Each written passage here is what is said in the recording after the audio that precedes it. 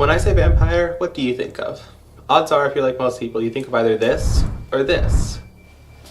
Now, most of us know that the original vampire didn't sparkle. Most people assume that Dracula over here is an authentic medieval vampire. However, this vampire dates back only to the 19th century. The first appearance of the English word vampire dates back to the 17th century, almost 200 years earlier. So what did vampires look like during these 200 years? Turns out, nothing like you'd expect. They were described as bloated, with blood seeping from their mouth and nose, with dark purplish skin and one eye open. So where did this bizarre and kind of dumb creature come from?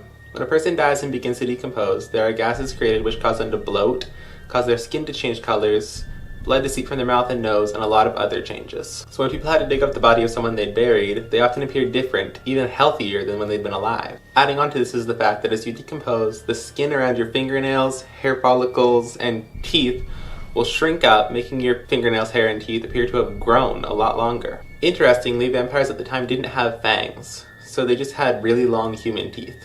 This, combined with ancient legends of blood-sucking demons, caused mass hysteria when a man named Jorgrando supposedly raised from the dead and killed his own son. This man, claiming to be Jorgrando, was staked through the heart, which yielded no results. No, really. They actually stabbed him in the heart, and it did nothing to him. And so they decided to behead him, which yielded better results. This started a vampire hunting frenzy across Europe, which peasants and nobles alike competed in. Even King James, in his famous book Daemonology, mentioned vampires.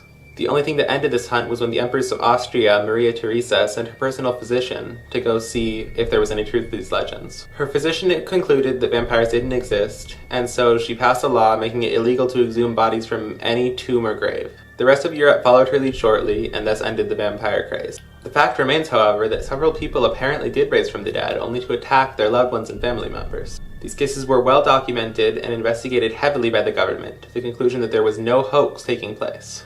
The villagers in these areas claimed that events like these had happened a long time ago, in the days of their ancestors. So when it comes down to it, it's your choice whether to believe like King James or write them off like Maria Theresa. But if even a part of you believes, make sure to subscribe, because I'll be coming out with another video soon on the best ways to fight and kill a vampire. Thanks for watching, and comment down below whether or not you believe. Like during these 200... Adding on to this is the fact that